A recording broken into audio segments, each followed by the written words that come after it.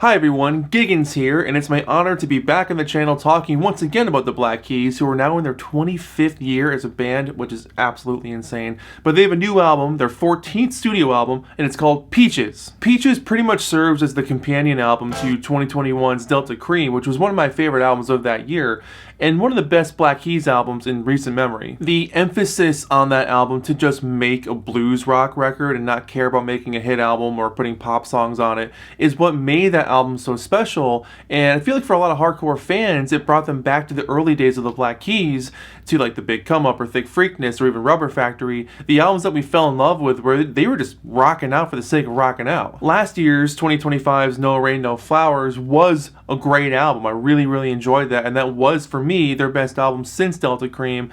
But now with Peaches is now the best album since Delta Kream. They've definitely had an incredible release schedule since coming back in 2019 with Let's Rock, putting out an album basically once a year. And Peaches started life not even as an album. Sadly, during 2025, Dan Auerbach's dad fell very ill, and they had to cancel a tour, and in that downtime, Patrick Carney has said, Dan is a workaholic, he's always doing something, so Patrick was like, let's just go into the studio and jam with our buddies here and just see what happens. And they spent a few days in the studio coming up with songs that they had on a list forever of tracks that they always wanted to do, and they weren't really sure where they were going to do them, so they just felt like recording all these songs, and just for the hell of it. There was no intention for these songs to become an album. There was never an intention to be like, all right, we're contractually obligated to make a new record. What's that going to be? These songs were an exercise in therapy, really, to get away from the hardships of what was happening in Dan's life. It's just a group of guys hanging out, creating some incredibly excellent, riffy, angular, tough blues rock that's truly the best album they've done in a very long time. The cool thing about this album for me is that like 4 or 5 of the songs on this record, most of the guys hadn't even heard before except for Dan. So they weren't referencing anything, they were kind of going off Dan's leads, creating a Black Keys song. The album opener, Where There's Smoke, There's Fire, truly sounds like it's rising from the ashes of something to find its way back to life, slamming along with a ferocity that you really can't deny. A classic song about a girl you can't get out of your head, and that's just classic Black Keys. They take this song, which is a pretty obscure track, which most of the songs on this album are very obscure, they make it their own, and it just kicks ass. Stop Arguing Over Me features some incredible cymbal fills, some dense guitar work, some fuzzy leads, and Dan is so confidently vocally soaring over this thing, and I love how he just glides through this. It's such a richly packed song. There's so many layers of guitars and like percussion work on this thing, and I love how the song just repeats the title over and over and over as the song fades out. Who's Been Foolin' Who is one of the best Black Keys songs I've heard in a very long time. The groove on this thing sucks you in. The feeling is such a propulsive forward momentum, sort of track, and Dan just ripping through the vocals. The organ swells for the perfect little touch on the verses.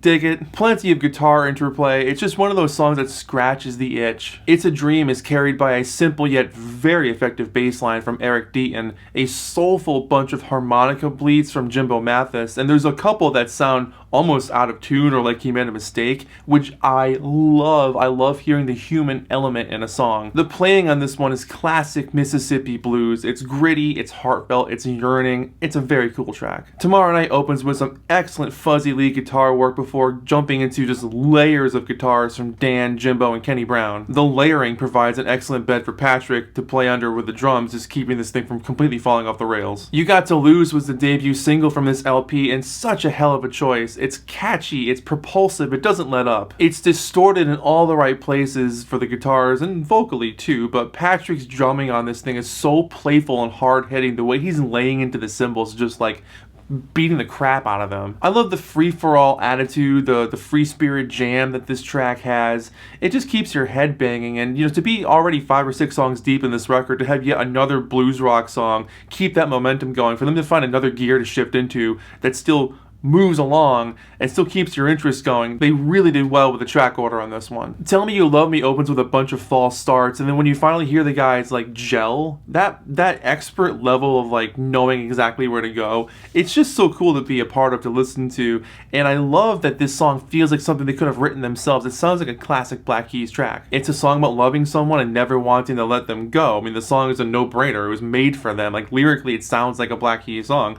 But I love the way Patrick enters the snare rolls, the slide guitars are great on it, and the overall good time feeling on it is cool. She Does It Right is just an old school blues tune explaining how this girl does great things for the guy. She just knows how to do it. She does it right. Cool reverb effect on the vocals and the guitars on this one. And if you're feeling a slight Daptone Records influence on this one, you're correct, because Mr. Tommy Brennick is on here arranging the horns. A Wilco Johnson tune that once again was made for the Black Keys. Firemen Ring the Bell is an excellent track because the guys are visiting one of their favorites, R.L. Burnside. And the guitars on this one are angry and tight. The vocals are painful and soaring, and lyrically it's about as blues as it gets. It's a story about, trying to leave town, being stuck in jail, hoping your girl's still there, and the only thing that's keeping you going is your baby's voice. Nobody But You closes out the record and finds the group jumping back into their junior Kimbrough era. Lyrically straightforward and to the point. It's a simple plea about not wanting your girl to go because you love her. It's, definitely a baby please don't go kind of vibe. The track rolls along with excellent simple swells and crashes and gritty guitar interplay, and Dan's vocals are at the point of desperation throughout this one. The song pushes past 6 minutes, building and building into a rock and roll blues inferno before eventually falling apart with one final burnt to end off the album. The Black Keys sound is what got us into the band in the first place. If you've been on the ride with them since day one, or at least even the last 15 years ago when Brothers came out, you kind of know what you want from a Black Keys record. They shook things up for a while and they got really popular in the 2010s when they had some good pop rock hits and some crossover appeal, and a lot of people who had no idea what the blues were discovering the Black Keys and going back into their catalog and revisiting blues records they never heard of thanks to what these guys were doing. And for a band that's 25 years deep into their career, I mean, not every album's going to be perfect, that's impossible, but to be this deep in their career and put out an album this great is really, it's truly something. The band is just doing what they do best. They went in, they busted it out, and you hear it in the performance. It sounds like they're having a great time. It's a Black Keys classic. I really enjoyed last year's No Rain, No Flowers, but this one just blows it away. This album proves that the guys are just as hungry as ever and they just want to rock out. They flow together so beautifully and so perfectly and serve as a reminder that the human experience will always create the best art, as painful as that sometimes can be. This will easily be one of my albums of the year for sure. If you enjoy the earlier Black Keys stuff and Delta Kream, this album was made for you. It scratches the itch. I'm feeling an 8 on this one for sure. Transition. What did you think of this album? Did you love it? Did you hate it? What would you rate it? What should Anthony review next? You're the best, you're the best. Hit subscribe and don't cry and all the cool things that Anthony says at the end of these videos. Hope you dig it. Let us know what you think about this record down in the comments below. And thanks to the Black Keys for making another incredible album. And yeah, see you guys in the next review. Bye.